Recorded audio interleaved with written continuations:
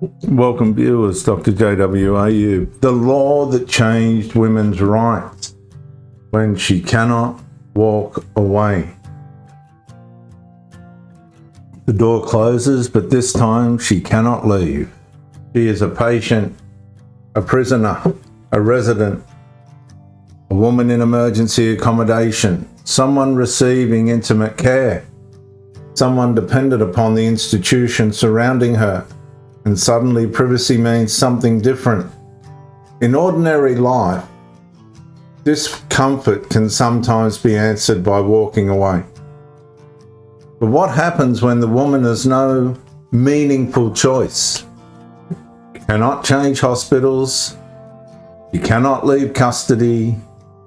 She may have nowhere else to sleep. You may depend upon another person to wash, examine, dress, or care for her.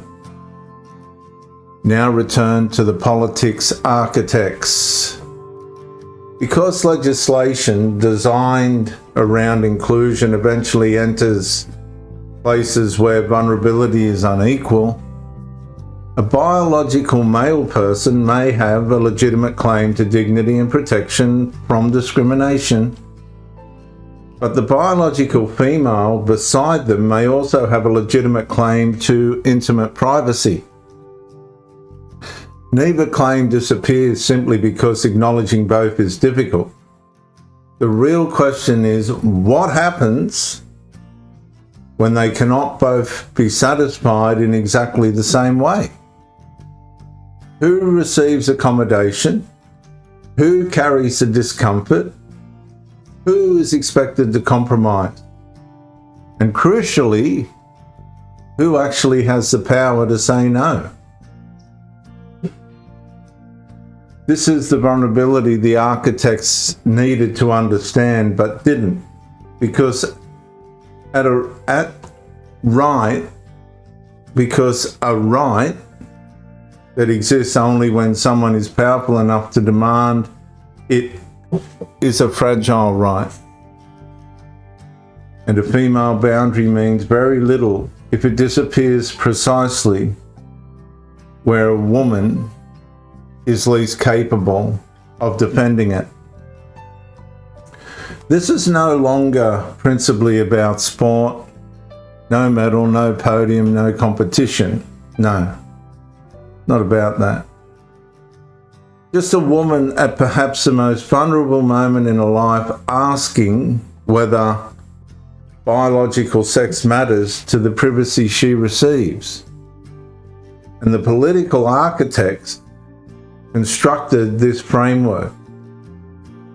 The institutions inherited the collision, but vulnerable women may ultimately and have ultimately experienced its multitudinal consequences: financial, personal, physical, and that leaves Parliament, these political decision makers, with a question far more intimate than anything written on the chamber floor. And this is for the politicians. When a woman cannot walk away, does her right to say no to a biological male, even if he identifies as a woman, become stronger or completely disappear? Viewers, under this law, it completely disappears. The ideological transgenderists have the same authoritative under law rights as a biological woman. So women's rights have been stripped away. Biological women's rights have been pulled down, stripped away, because transgender biological men have exactly the same rights under law, and you will not win in court.